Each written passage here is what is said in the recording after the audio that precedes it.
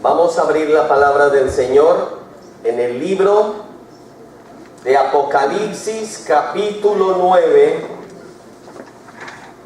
y vamos a abrirlo en el verso 13. Apocalipsis capítulo 9 versículo 13. ¿Ya lo tenemos? El que lo tenga se pone en pie de batalla. Libro de Apocalipsis, y dice así, capítulo 9, versículo 13. Hoy vamos a ver los ángeles del Éufrates. Ángeles del Éufrates. Y dice: el sexto ángel tocó la trompeta y oí una voz de entre los cuatro cuernos del altar de oro que estaba delante de Dios, diciendo al sexto ángel que tenía la trompeta: desata a los cuatro ángeles que están atados junto al gran río Éufrates. ¿Dónde estaban atados? Muy bien. Y dice,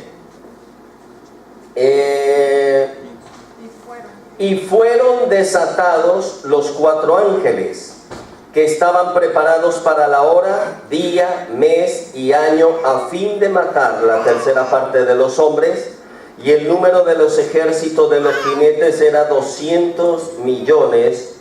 Yo oí su número. Vamos a mirarlo.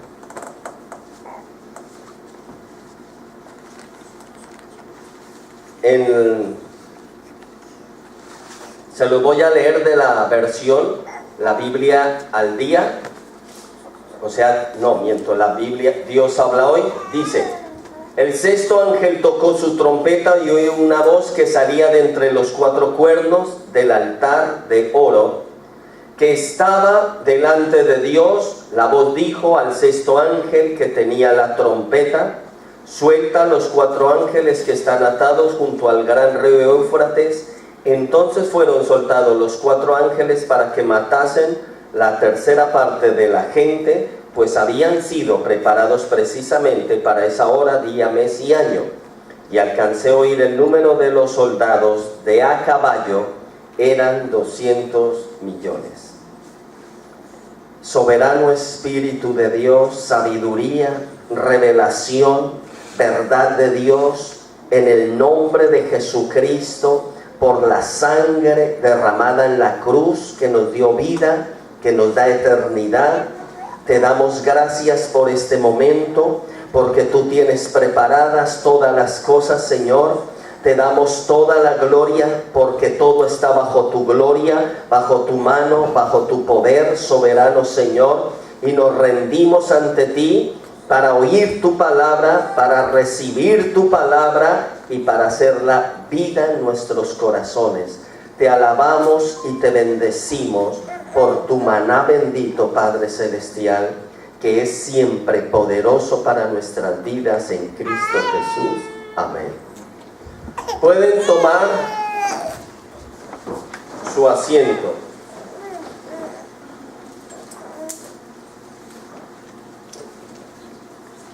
Vamos a empezar. Dice la palabra del Señor que acuérdense lo que estamos estudiando. Apocalipsis, acuérdense que es una revelación dada a uno de los apóstoles del Señor, Juan el Amado, porque era llamado así por el grupo de los 12 apóstoles, porque eran muy íntimos al Señor, pero sobre todo porque, escúchenlo bien, muchas veces nosotros malentendemos o malinterpretamos las cosas porque la vemos desde la perspectiva de lo que lo ve el mundo. Juan era llamado Juan el Amado, escúchenlo, no porque Jesús tuviera un preferido, sino porque esa persona había volcado tanto su corazón al Señor que precisamente por eso era el mote que tenía. Juan había volcado, había entendido tanto quién era Él sabía que él era el Mesías. Él estaba tocando al Mesías. Por eso para Juan no era un hombre, para Juan no era un profeta, para Juan era Dios vivo. Y por eso vivía cada vez que estaban con el maestro. Él era tanta la confianza, la intimidad que había hecho, que Juan recostaba su cabeza en su pecho, en su regazo, en sus piernas. Porque Jesús, cuando estaba en el grupo, lo hacía sentado. Y en eso habían varios niveles. Unos bancos, y en esos bancos eran grandes, de madera normalmente, y se recostaban y desde ahí enseñaban. Unos iban pensando, meditando, pero ninguno estaba durmiendo. Y Juan se recostaba en su regazo y iba escuchando. Imagínate, Juan tuvo el privilegio de sentir el corazón del Señor palpitando. Juan amó de tal forma al Señor que es el único discípulo de los 12 que no muere de una muerte violenta. Todos los demás murieron aserrados, golpeados, partidos en dos, lanzados desde alturas, otros al filo de la espada, otros ahorcados y otros crucificados. Y Juan muere de viejo. ¿En dónde? Exiliado en una isla llamada de Patmos. Ahora,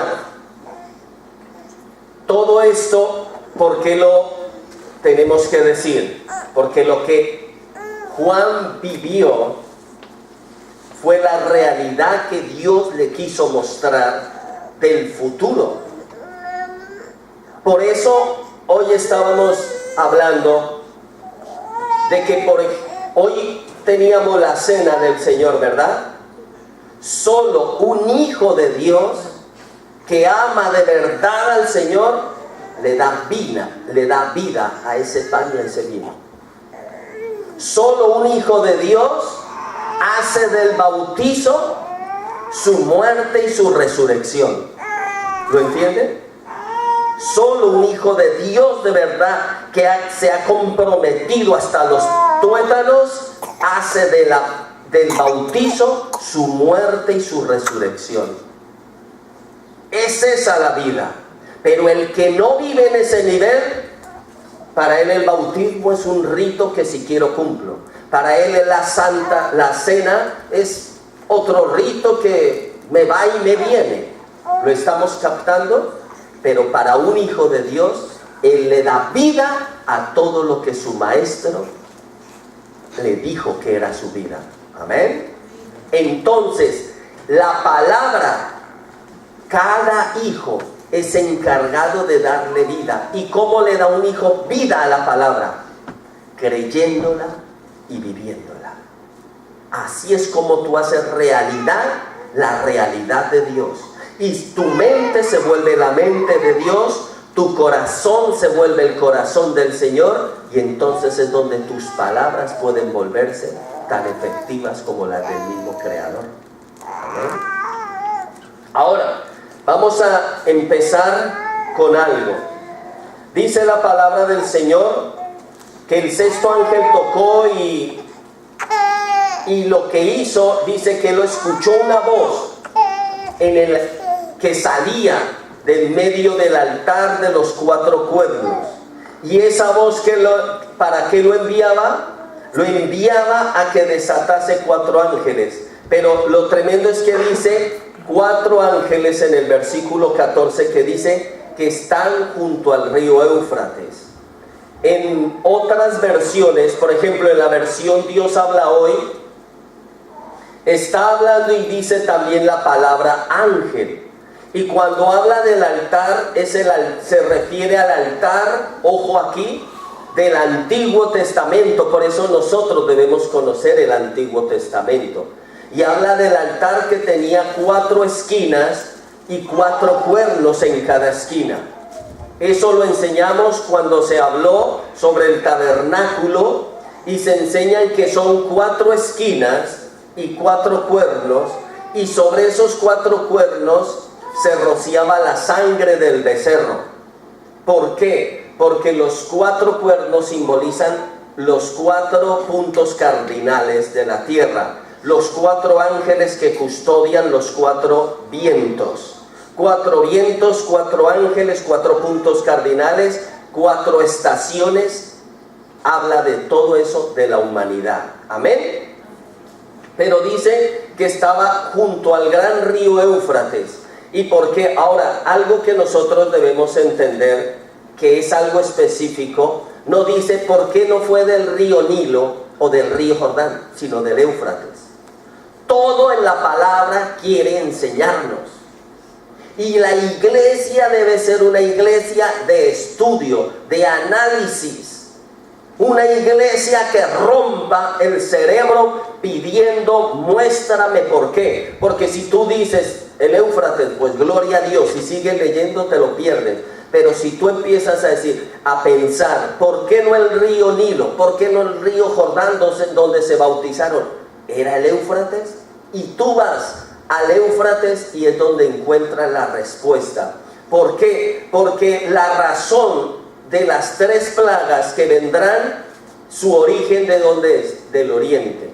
¿Y dónde está el río Éufrates? En el oriente. Allá hacia en el río Éufrates. Históricamente, escúchenlo, hay algo tremendo. Según la historia, las terribles plagas que han brotado siempre normalmente han salido de la ribera del Éufrates, del oriente. Y esas plagas normalmente salen del oriente y llegan y plagan. ¿Ustedes sabían que plagan los demás continentes? En 1348 la peste bubónica entró en Francia procedente del Mediterráneo a través de Marsella. ¿De dónde venía? Del Éufrates, del oriente. La epidemia hundió al país en 2 años, muriendo más de la 1/3 parte de la población. Imagínate la plaga que se desató tan fuerte. Ahora, la plaga se produjo en 1361, 1362, 1369, 1372, 1800, 1382, 1388. Y los niños nacidos después de esa epidemia, de esa pandemia, fueron especialmente vulnerables ¿a qué? A nuevas epidemias que arrasó con casi toda la población de ese entonces. Lo tremendo es que siempre las plagas han salido de allí. Pero ahora, eso a nivel plagas. Usted sabía luego que en el ámbito religioso, filosófico, ¿qué es una filosofía? Un pensamiento, un criterio, una idea. Por eso el Señor dice que tengamos cuidado de las filosofías. Una filosofía se puede volver una costumbre. Una filosofía creada, un pensamiento de hombre, se puede volver parte de una cultura. Ahora, analiza la cultura de tu nación, de tu país, de tu familia. ¿Cuánto de lo que tú vives tal vez es anticristiano, antibíblico? Y nosotros lo damos por un hecho que lo debemos vivir. ¿Por qué? Porque es que es mi raza. Porque es que nací allí. Cuidado con las filosofías y huecas sutilezas que el enemigo crea en la tierra, y muchas veces los hombres lo toman como norma de vida. Ahora, a través de lo religioso que ha ocurrido allí en el oriente, plagas, las religiones falsas y filosofías más mentirosas han tenido su origen ¿en dónde? ¿En dónde? A la ribera. Pongan atención, el budismo, el hinduismo, el zoroastrismo, o sea de Zoroastro, el mohametismo, o sea de Mahoma, y toda la suerte de cristianismo falso, o sea del gnosticismo de la nueva era. ¿De dónde creen ustedes que ha salido? toda su origen es de la ribera de lo que es todo el río Éufrates, porque es un río muy grande, y todas esas ciudades han salido allí. ¿Dónde creen ustedes que creció, edificaron y formaron la Gran Babel? A la ribera del Éufrates. Tremendo, ¿no? Tremendo. O sea que si yo no entiendo eso, Dios me está hablando: cuídate de dónde vienen las filosofías de pecado. Del Oriente. Si ustedes analizan la historia, los grandes filósofos y pensadores, ¿de dónde son? Ustedes miren contra qué luchó el apóstol Pablo toda su vida: contra la filosofía griega. ¿Por qué le tuvo que escribir cartas y cartas y cartas? Que aquí en la palabra de Dios solo tenemos unas, diciéndole: cuídense, cuídense. ¿Por qué? De las filosofías. Ahora, los imperios que siempre estuvieron en contra del pueblo de Israel, del pueblo de Dios, de la verdad, por ejemplo, los caldeos, los sumerios, los babilonios, los persas, ¿dónde nacieron? Todos esos imperios nacieron en la ribera, o sea, al lado del río Éufrates. Entonces, ¿qué hay sobre el río Éufrates? ¿Qué dice la palabra? ¿Cuántos ángeles desatan? 4. ¿Cuántos puntos cardinales hay? O sea, 4 ángeles que engañan la tierra y nacen allí, a la ribera de ese río, para meter filosofías. Escúchelo. Ayer en el estudio en el cual estuvimos, algo que el Señor nos enseñaba era de que un hijo de Dios que no se cuida de lo que oye, de lo que ve, de lo que aprende, puede ser contaminado. Porque precisamente la forma, la técnica, las tácticas, los estratagemas del enemigo es crear ideas. Y esas ideas quieren matar tu fe, quieren matar la santidad. Hoy en día usted hable con mucho cristiano y hay cristianos que te dicen: santidad, hombre, eso aquí no se puede, eso es imposible.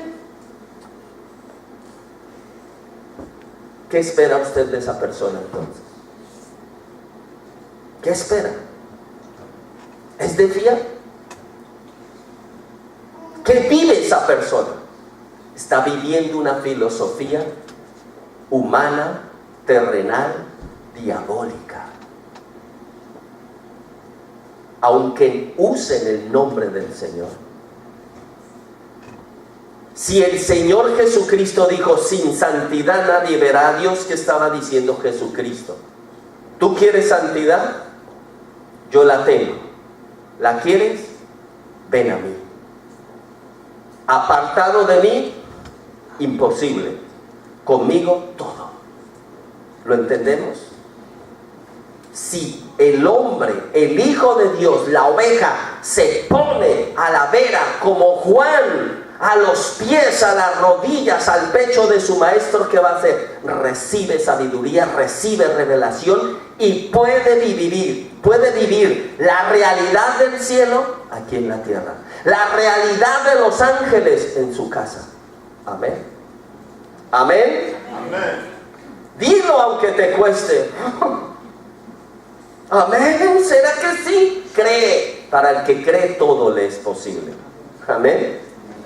Ahora, ustedes sabían que aparte de lo que era la Torre de Babel, el culto a la diosa madre también nace a las orillas del Éufrates. ¿Cuál es la diosa madre? Esa cultura universal de un Dios con un niño en los brazos, que es la reina Diana. ¿Quién más es? Son un montón de mentiras, son un montón de engaños que la iglesia muchas veces ignora. ¿Saben por qué? Porque muchas veces nosotros escuchamos, oímos y aceptamos y no vemos. Ustedes sabían que para los babilonios, escúchenlo bien, Semiramis y Tamuz. ¿Para quién era Semiramis? La mujer sentada en un trono o de pie, y su hijo Tamuz en su regazo.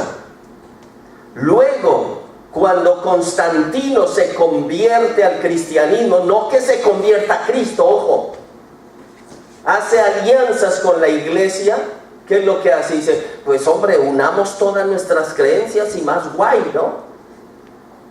La pasamos más pipa. Tus fiestas las mezclamos con las mías y todo nos va a salir a pedir de boca. Disfrutaremos. Si hay que hacer rezos, los hacemos. Si hay que hacer bacanales, las hacemos. Si hay que hacer procesiones, hagámoslas. Pero celebremos. Ahora, ustedes sabían que en Egipto, Isis es una mujer sentada con su hijo Horus en su regazo. En la filosofía, ¿qué es filosofía? Pensamiento, criterio, idea egipcio. ¿Y qué es Egipto? Para un hijo de Dios, ¿qué es Egipto? Tierra de esclavitud, tierra de pecado. Ahora, ustedes sabían que en Roma, bueno, dejemos a Roma de último. Para los sumerios, ¿cuál es? Es Namu, la diosa, y que tiene una corona, pero el hijo es Enki. Para los, ¿quién es? Para la filosofía sumeria.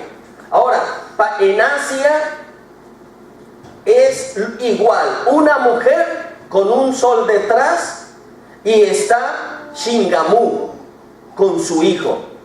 Ahora, en la India está Devanki y Kishana. ¿Y quién es Kishanki? La madre. ¿Y quién es el bebé? Kishana. Y por último, la que se nos hemos comido todos el cuento, ¿quién es? Roma.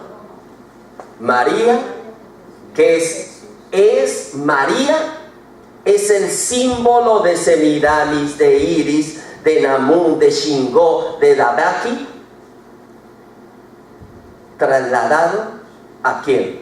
Al cristianismo. Y Jesús se ha vuelto, por eso el 25 de diciembre es el día de Tamuz, de Horus, de Elki, de Shangu y de Krishna. Imagínense. Y la gente que dice, hermano, gloria a Dios, hay que celebrar. Y no vemos, ignoramos. Ahora, todo esto, ¿quién lo ha traído? Una cultura, una filosofía. Por eso es que si usted oye a una cultura, por ejemplo, como la babilónica, la egipcia, la romana, la sumeria, dicen que somos extremistas si decimos, si no está en la Biblia, no creemos. ¿Cómo debe vivir un hijo de Dios? Si la palabra de Dios no lo dice, no lo debe creer. ¿Lo entendemos? Por eso, una parte de nuestra filosofía debe ser solo escritura. Porque la escritura es la revelación. ¿Amén? ¿Lo entendemos? Ahora, pero ellos dicen, pero ¿por qué son tan extremistas? Pero usted vaya y hable en la India con un Krishna. ¿En qué se basa y qué cumple a rajatablas? Usted vaya a la cultura romana. ¿Qué se cumple a rajatablas? ¿La palabra? ¿Qué se cumple a rajatabla? ¿El qué? No, lo que leen y estudian todos los días. El catecismo. Ya estudiaran la Torah, gloria a Dios. Sería mejor dicho. ¿Quién pone la palabra en el catecismo? Las autoridades. Y eso es palabra de Dios, ¿no? Se ha llegado al punto que esto lo vamos a ver más adelante. No crean que esto no se va a dar. Vamos a ver todo lo que esa cultura, ese pensamiento, esa filosofía. Y vamos a ver de dónde nació, por qué nació y por qué está. Y por qué estará hasta el final de los tiempos. Ahora, por eso nosotros tenemos que mirar qué dice la palabra. Vamos a Apocalipsis 16, 12. Apocalipsis 16, 12. ¿Qué pone? El sexto ángel derramó su copa sobre el gran río Éufrates, y el agua de este se secó, para que estuviese preparado el camino a los reyes del oriente. También esto es muy relevante, esto es muy relevante, que es relevante, que lo tengo que notar, lo tengo que ver. Porque para reunirse con los demás reyes engañados de la tierra, cuando el sexto ángel, como dice aquí en Apocalipsis 16, 12, ¿qué es lo que dice? Que ellos, hay una figura del oriente, la sexta copa, la trompeta, la sexta trompeta. ¿De dónde viene? Y dice que estuviese preparado el camino para los reyes del oriente. Ahora, todo esto que nos hace ver acerca del río Éufrates, que de allí es donde se desata, como dijimos, toda la maldición y todas las plagas que vendrán sobre la tierra. Volvamos a Apocalipsis 9 y dejen de torturar al bebé. Y miren lo que pone la palabra. Habíamos leído el versículo 9, capítulo 9, vamos al versículo 16. Y el número de fueron desatados los 4 ángeles que estaban preparados para un día, una hora. Eso lo vimos la semana pasada, ¿verdad? ¿Qué significa un día, una hora?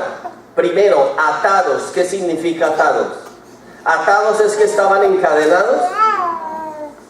Atados es que estaban en espera, impedidos, sin la orden de actuar. ¿Entendido? Por eso el Señor Jesucristo dijo: todo lo que tú ates en la tierra será atado en los cielos. Cuando tú dices en el nombre de Jesucristo ato, es tu palabra uniéndose con la palabra de Cristo, deteniendo las tinieblas y diciendo: no, Señor, no es tu hora, no es tu autoridad, no tienes el poder. Así tienes el poder, pero es anulado por la sangre que cubre mi casa, mi familia, y eres detenido. ¿Entendido? Eso es orar con coherencia, con sabiduría, basado en la verdad. ¿Amén? ¿Amén? No es ato. ¿Será que pasa? En el nombre de Jesús. ¿Será que tiene poder? No. Es lo digo y es hecho. Porque Él es el sí y el amén. ¿Amén? ¿Cuántos tienen luchas en su casa? El que no, pasémosle la cuchilla y que se vaya ya porque está listo. ¿Para qué vienen esas luchas? Para que tú te rindas en oración y le digas: enséñame a orar, dirige mi oración, pon tu sentir, pon tu hacer en mis labios, en mi vida, para que yo te pueda ver y glorificar. Amén. Porque a veces decimos: ¿cómo es? Y como loros. Esto no es una lesión, esto no es algo de memorizar, esto es de dejarse dirigir por el Espíritu. Amén. Es un lléname, tómame, úsame. Y luego cuando yo vea cómo me usas en mi oración, en mi intercesión, ¡guau!, me postraré para alabarte. Amén. Es eso de lo que se trata. Por eso nosotros tenemos que aprender a ver eso. Ahora, dice aquí que los 4 jinetes, ¿a qué salen? A matar. ¿Esta muerte es espiritual o física o cómo es? Es una muerte como física. Pero esa muerte, todos los que sobrevivan a esa muerte, ¿qué va a pasar luego con ellos? Porque luego dice la palabra en el 9:20, versículo 20, del 9:20, que pone: y los otros hombres que no fueron muertos con estas plagas, ni aún así se arrepintieron de las obras de las manos, ni dejaron de adorar a los demonios y a las imágenes de oro, plata, bronce, de piedra y de madera, las cuales no pueden oír ni andar. Pero la muerte, el Señor envía a matar, escúchenlo, es a toda persona que tiene un corazón de piedra. Y la palabra de Dios que nos habla en cuanto al corazón de piedra. Ustedes han leído la palabra donde el Señor dice: y les quitaré el corazón de ¿qué? De piedra. ¿Y qué les dará? Y les dará un corazón de carne. ¿Qué significa eso de corazón de carne? Un corazón sensible, un corazón que siente. Entonces, por eso es que nosotros debemos entender que la palabra es perfecta. ¿Dónde está eso? En Ezequiel 36:26. Os daré corazón nuevo y pondré espíritu nuevo. Escúchenlo. Cuando el Señor dice, lo que nosotros dice, un corazón nuevo. ¿Por qué un corazón nuevo? ¿De qué sale del corazón? Las decisiones. ¿Qué sale del corazón? Los deseos. ¿Qué sale del corazón? Los sueños. Por eso un hijo de Dios, ojo acá, cuando él siente en su corazón, ojo, hacer el bien, actuar, decidir, aquí que nos dice que es lo segundo que hace: y pondré espíritu nuevo en vosotros. ¿Qué es lo que un hijo de Dios tiene que discernir? ¿Qué es espíritu? ¿Dónde habita el espíritu? ¿Dónde viene el espíritu? Un hombre una vez dijo, suena fuerte, pero él dijo: en esta cuajada que tenemos encima del cuello, el cerebro, el espíritu habla en la mente. Por eso, si tú no estudias, si no memorizas, si no reflexionas Biblia y te la pasas viendo el periódico, los deportes, las novelas, ¿qué espíritu vive en ti? El espíritu del mundo. Y normal que escuches: oye, llegó un recibo, ¡guay! Ya nos llegó, ahora sí, Dios se olvidó de nosotros. Claro, normal. Si tú andas en ese mundo, esa será tu realidad. ¿Lo entiendes? Espíritu. Para que el espíritu, ojo, para que el espíritu pueda influenciar una mente, la mente debe ser sensible a la voz del espíritu. Por eso un hijo debe discernir todo lo que llega a su mente y no dar por hecho que todo lo que llega a su mente es de Dios y todo lo que llega en su corazón es de Dios. Por eso hay tantas locuras, brutalidades, necedades que cometemos como iglesia. ¿Por qué? Por no discernir qué espíritu era.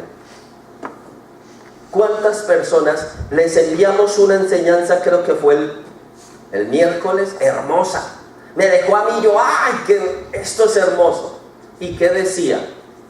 Tú puedes, era ese un ejemplo del capítulo 20 de Hechos de los Apóstoles, versículo 1 que Pablo hace. Dice: exhortando a los hermanos, luego los despidió. ¿Por qué los exhortó? Déjela. ¿Por qué los exhortó? Porque exhortar es reprender, exhortar es enfocar. ¿Lo están entendiendo? Exhortar, ¿qué es? Motivar. Y dice: y los abrazó. ¿Cuántos hijos de Dios con el pecado en casa y solo le hacen así? Chito, que se pone de mal genio.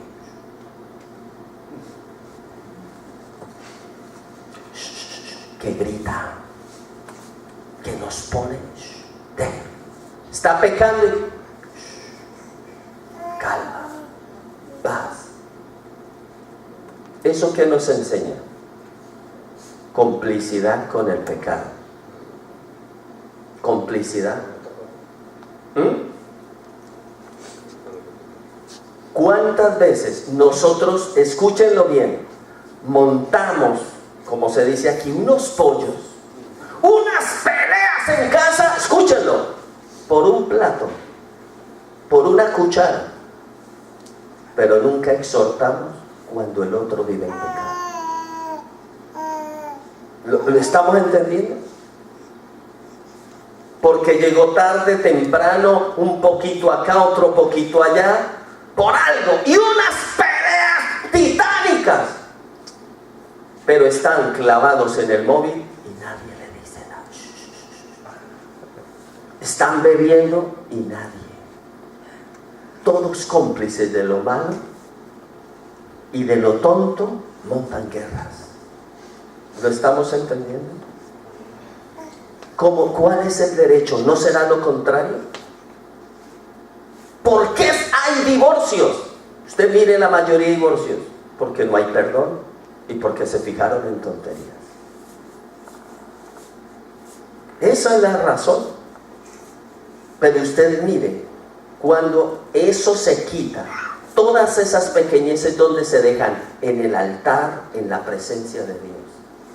Pero lo que vemos que es contaminante y es una puerta que abre a los demonios acceso y lugar, eso sí lo debemos reprender.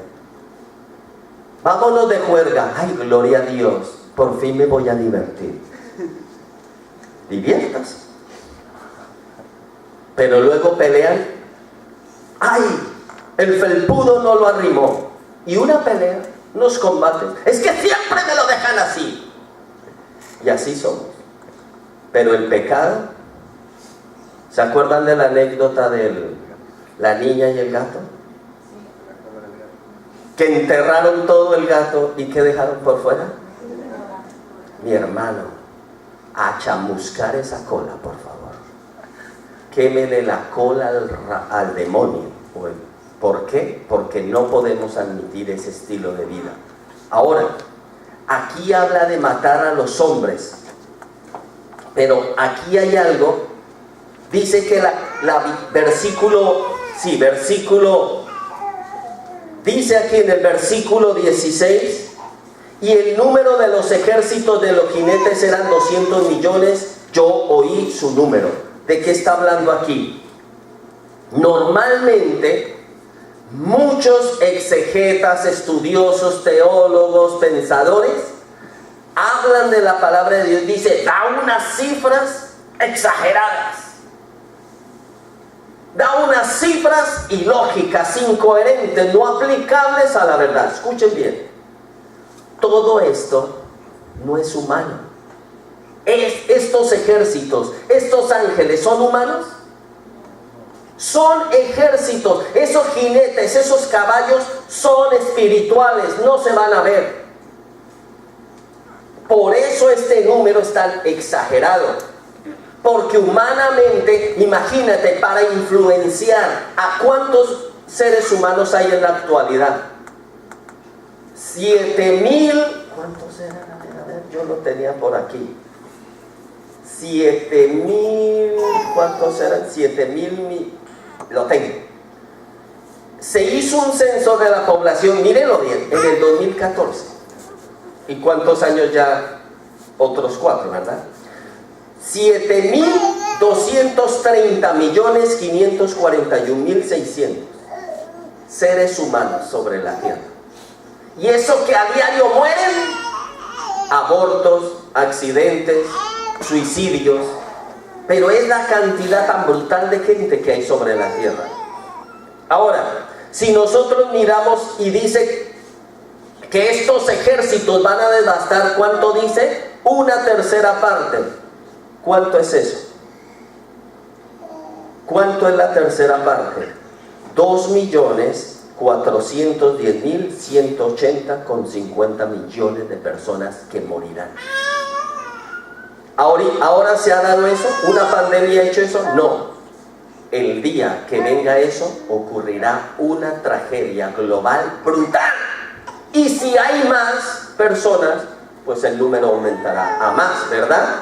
Ahora, esto es solo una sombra de lo que nos muestra la palabra de lo que va a ocurrir.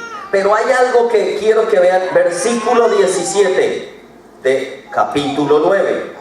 Así vi en la visión los caballos y a los jinetes, los cuales tenían corazas ¿de qué? De fuego, zafiro y de azufre. Y en las cabezas de los caballos, ¿cómo eran? Como cabezas de leones, y su boca salía fuego, humo, azufre. Esto es clave. Tenemos que mirar esto. En la Biblia parafraseada dice lo siguiente, el capítulo 17. Los jinetes llevaban corazas de color rojo, fuego, y si es bien cierto, de algunas eran azul cielo y otras amarillas. ¿Cuántos colores? Rojo, azul y amarillas. Las cabezas de los caballos parecían cabezas de leones, y por el hocico echaban humo, fuego, llama, sulfuria. Y dice aquí en la Biblia parafraseada, ojo, ¿por qué? ¿Cómo es que dice la palabra? Que del hocico de su boca que echaban fuego, humo, azufre. Ahora vamos a casar todo esto junto. Entonces, cuando la palabra dice que las corazas eran de fuego, usted va a la palabra del Señor, y la palabra del Señor, ¿qué es lo que nos habla en fuego? Vayan en Hebreos 12:29, que dice, que esta palabra la enseñamos siempre. ¿Qué dice la Biblia? Hebreos 12:29. Dice que Dios, el soberano, es fuego consumidor. O sea, esos jinetes, esos caballos, ¿de parte de quién vienen? Dios juzga con fuego. Ahora, mire usted la palabra en Primera de Reyes 19:12. Primera de Reyes 19:12, ¿qué es lo que pone? Y tras el terremoto un fuego, pero Jehová no estaba en el fuego. Y tras el fuego un silbido apacible y delicado. ¿De quién está hablando ahí?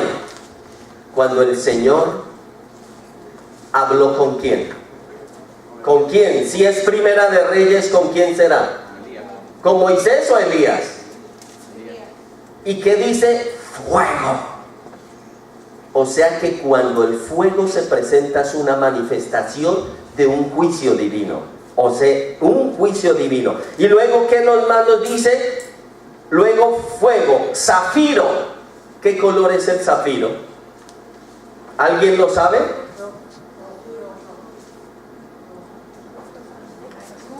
El zafiro es de color azul. Las tablas de los 10 mandamientos eran azules, o sea que eran zafiro. ¿Cómo son los cielos? Azules. ¿Cómo se ve el mar? Azul. ¿Será que le gusta al Señor ese color? Azul. Entonces el zafiro es, si dice que los caballos y los jinetes tenían corazas de fuego, o sea que iban a desatar sobre la tierra fuego. Y si dice que eran de zafiro, o sea, serán duros, inquebrantables, irán vestidos del azul, demostrando de quién vienen, de parte de quién vienen. Y luego dice, y de azufre. ¿Qué es el azufre? ¿Qué es la palabra que nos enseña con eso? Ahora, cuando dice azufre, la palabra del Señor nos dice que el Señor hizo llover. ¿Sobre quién hizo llover azufre y fuego? ¿Sobre quién? Sobre la ciudad de pecado. La ciudad de pecado. Y entonces, si el Señor desató fuego y azufre sobre Sodoma, ¿cómo juzgará a la humanidad al final? Fuego y azufre. Fuego y azufre. Por eso, todo el que niegue al Señor, en ese momento se acordarán de todos los versículos y dirán, Jesús, y no creí, y verán fuego y azufre. Ahora, luego dice la palabra, y las cabezas de los caballos eran como cabezas de leones. ¿Qué simboliza? ¿Qué nos está hablando aquí? caballos despiadados. O sea, estos jinetes dicen que su hocico, ¿qué botaban? Fuego, azufre, humo. ¿Y todo eso de qué nos está hablando? La cabeza del león, el león es apacible, el león es el mejor amigo del hombre, ¿sí o no? ¿Cuántos han criado en los circos desde cachorritos leones y han muerto luego devorados por ellos? Eso le ha pasado a infinidad de domadores. Y la palabra domador se supone que es domesticador, doblegador. Nada. Su naturaleza, el animal, no la puede doblegar nadie. Ahora, luego dice que sus cabezas eran como boca de leones. Dice, y su boca salía, de su boca ¿qué salía? Fuego, humo, azufre. ¿Eso de qué nos habla el fuego, el humo y el azufre? Primero ya dijimos fuego, ¿qué era? Juicio. ¿Dónde está el fuego? Que nunca se apaga. En dos lados. ¿Dónde está el fuego que nunca se apaga? En el infierno y en el abismo. El fuego que nunca se apaga. Tremendo, ¿no? Y en el altar de Dios que hay todo el tiempo. Y dice que sale color rojo, amarillo y azul del fuego. ¿Has visto una estufa de gas, propano, butano? ¿Cómo sale? ¿Qué colores botan? Aquí esos tres. ¿Y por qué coincidencialmente está en la Biblia? ¿Es coincidencia? Es porque ese fuego es el símbolo de Dios del juicio. Fuego rojo, azul y amarillo. Imagínense, tremendamente, ¿no? Poderoso. Ahora, lo tremendo de la palabra del Señor, cuando dice fuego, ¿y qué otra cosa dice? Humo. La palabra Apocalipsis 9.2, mírenlo, ya que lo tienen ahí. 9.2 que nos pone. Dice en el 9.2, y se abrió el pozo del abismo y subió, ¿qué? Humo del pozo como humo de gran horno, y se oscureció el sol, el aire por el humo del pozo. Y dijimos que ese humo, ¿qué simboliza y qué es? ¿Ustedes creen que la mortandad, las guerras que habrán van a ser brutales? Hubo. También eso habla de una fuerza poderosa, porque cuando habla también del humo, habla de, por ejemplo, en Job 41, el Señor habla de unos animales gigantescos que dice que saldrán en el último tiempo, y precisamente hablan de eso. Y dice que el humo como de ellos era como caldero de olla que hierve, de lo que sale de la nariz de ellos. Y dice que sus cuerpos son corazas como de hierro y de piedra. Ahora, nosotros tenemos que mirar bien. Y luego dice la palabra de Dios, azufre. ¿Qué es símbolo del azufre? ¿De qué es símbolo el azufre? El azufre, cuando decimos huele a azufre, ¿qué te viene ahí mismo a la mente?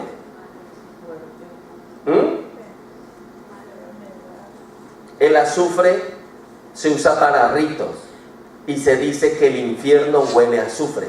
O sea, ¿de qué estamos hablando ahí? Precisamente de condenación infernal, y de que es lo que sale del río Éufrates, es para exterminar totalmente lo que el Señor ha predestinado destruir hasta esa hora, hasta ese momento. Y dice, miren el versículo 18, todos leámoslos. ¿Cuáles son las plagas? Fuego, humo, azufre. ¿Cuáles son las plagas? O sea que son plagas que no son ranas, no son piojos como en Egipto, sino por 3 plagas morirá la tercera parte de la población de los hombres. ¿Cómo? Por fuego, consumidos por fuego, por humo y por azufre. Y dice, por versículo, todos ya lo tienen, 18, 9, 18. Vamos a terminar Apocalipsis ahora mismo. Dice, por estas 3 plagas fue muerta la tercera parte de los hombres, por el fuego, por el humo y el azufre que salían ¿de qué? ¿Por qué dice de su boca?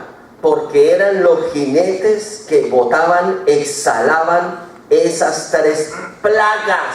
O sea que imagínese el fuego como plaga, el humo y el olor a azufre como plaga. No se va a poder estar.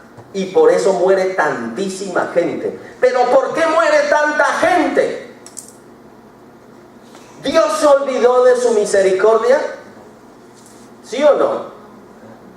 Versículo 19, léanlo. Pues por el poder de los caballos estaba en su boca y en sus colas, porque sus colas semejantes a serpientes tenían cabezas y con ellas dañaban. ¿Qué hace una serpiente? Pica, muerde, ¿verdad?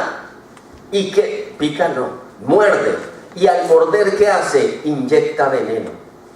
Pero ¿cuál es el veneno de la serpiente? ¿Qué dice la palabra de Satanás? Que es padre de mentira. O sea, ¿cuál es el veneno de la serpiente? Por eso se dice que hay una tríada satánica, demoníaca. ¿Cuál era? Que la vimos ayer y todos la dijeron al pie de la letra. ¿Cuál era? ¿Qué es anticristo? Ir en todo, en contra de todo lo que es Dios, Cristo, verbo, palabra. No dicen es Dios, dicen es un profeta. No dicen es Dios, dicen es un hombre. ¿Entendido? Eso es anticristo. Anticristo es el antisacrificio. No creer en el sacrificio. ¿Cuál es el segundo? Falso profeta, lo vimos ayer. ¿Qué es falso profeta? O sea, las formas en que ataca el enemigo es falsas ideas, falsos criterios, falsas filosofías, pensamientos, sentimientos de hombre que te alejarán, te robarán la presencia de Dios, te robarán tu fe, te robarán todo. Por eso un hijo de Dios, dice la palabra. ¿Quieren saber cuál es la profecía de profecías? La tienen ahí, la palabra de Dios, la más certera y eficaz. ¿Y cuál es el último? La bestia. ¿Y qué símbolo la bestia? ¿Qué símbolo la bestia? Cuando la palabra misma lo dice, o sea, incoherencias. Lo que va a hacer es buscar adoración. Por eso se levantará una imagen que buscarán que todo el mundo la adore, como en los tiempos de Daniel. Amén. Entonces ahora dice, vamos a mirar el versículo 20. Mire, este versículo 20 y 21 que termina en este capítulo 9 son terribles. Léanlo conmigo. ¿Qué dice? Y los otros hombres que no fueron muertos con estas plagas, o sea, los que quedan vivos, ¿qué se esperaría si saben que es un juicio de Dios? Por la iglesia que está ahí predicando en medio de ellos. ¿Qué se busca? Cambio, arrepentimiento. Y léanlo en versículo 20. Y los otros hombres que no fueron muertos con estas plagas, lea, porfa. Ni aún así se arrepintieron de las obras. ¿Pero cuáles? De las obras de sus manos. O sea, cómo actúan. Segunda, ni dejaron de adorar los demonios. Wow. Tercera, y a las imágenes de oro. O sea que Dios ama al que vive basado en sus obras. Dios ama al que adora a los demonios. Dios ama a los que adoran las imágenes de oro, de plata, de bronce, de piedra y de madera. Lean conmigo. Las cuales no pueden ver, ni oír, ni andar. Versículo 21, es terrible lo que le pasa a un corazón sin Cristo, a un corazón sin Dios. ¿Cómo se vuelve? ¿Un corazón de qué? Piedra, duro. Y mire lo que pone. y no se arrepintieron de sus homicidios, ni de sus hechicerías, ni de su fornicación, ni de sus robos o hurtos. Terrible. Ahora, ¿será que el juicio de Dios tiene razón o no? ¿Es justo o no? El versículo 20 y 21, de todos los sellos atrás hasta los versículos 1 hacia atrás, que muestra todo lo que Dios hizo. Miren el verso 20 y 21, ¿por qué fue? Porque habían corazones duros. ¿Y por qué se vuelve un corazón duro? Un corazón se vuelve duro cuando le da la espalda al Señor, cuando le da la espalda a la palabra, cuando busca, escuche, vivir la realidad del mundo, de los seres humanos sin Dios, y se olvida de vivir la realidad del cielo. Un hijo de Dios es llamado a ser la realidad del cielo, no a vivir como una iglesia, sino a ser la iglesia. ¿Lo entendemos? Eso es lo que Dios llama, que tú seas la iglesia, que tú seas la respuesta, que tú seas el milagro. ¿Por qué? Porque tú eres. Dice que adoraron imágenes. ¿Cuál imagen debe adorar el Hijo de Dios? Si yo soy imagen y semejanza de Dios, imagínese yo cómo debo vivir. Yo debo, el Hijo de Dios, el pueblo, la iglesia de Cristo, el pueblo del Señor, tiene que mostrar la imagen de Dios al mundo, para que el mundo se vuelva al Señor. La raza humana tenga un mínimo de equilibrio. Ahora, nosotros como hijos de Dios, la palabra de Dios nos lleva a que nosotros tenemos que reconocer un gobierno que se ha instaurado, ya está instaurado, pero ahora mismo este gobierno a nivel mundial es prácticamente imperceptible para muchas personas. ¿Por qué? Porque si ustedes miran, la mayoría de la gente, ¿para qué utiliza las redes sociales? Se utiliza para negocios, para trabajos, para distracción, ¿verdad? Para miles de cosas. Otros para vicio, ¿no? Y otros quedan atrapados en las redes sociales por todo lo que traen en perversidades. Pero, escúchenlo bien, esta es digamos lo que es una falacia que el ser humano no está percibiendo. ¿Y qué sucede con el ser humano? Que el ser humano está desconociendo el gobierno que se está instaurando a nivel mundial, y es un gobierno que, si usted ve, muchas veces decíamos en Sudamérica, en Norteamérica están sucediendo cosas, pero ahora más que nunca lo que ocurre en un lugar empieza y se distribuye una ley y sucede en todo el mundo. ¿Y qué es lo que está mostrando esto? Está mostrando para el mundo de que hay un gobierno que maneja todo el globo terráqueo, y que por eso la ley que se acepta en un país empieza a ser aceptada por los demás, y que los gobiernos, o lo que llamamos nosotros presidentes, son simplemente títeres de esa maquinaria que está debajo de todo esto trabajando oculta. Ahora, hay un caso particular que todo el mundo vivió, todo el mundo, los que leen historia y ha sido parte de la historia lo recordarán, en el siglo XX, es acerca de la Unión de Repúblicas Sociales Soviéticas. ¿Alguien recuerda el nombre de Joseph Stalin? ¿Stalin? ¿Alguien ha oído, ha leído acerca de Stalin? ¿Y quién fue esta persona? Al triunfar el comunismo en Rusia, tomaron el poder, las riendas del gobierno, hombres ateos. ¿Y qué ocurrió allí? Y que ellos cogieron y forjaron, bajo violencia, bajo reprensión, bajo tortura, bajo amenazas, cogieron y a todo el país lo llevaron a ¿cómo? A una dictadura.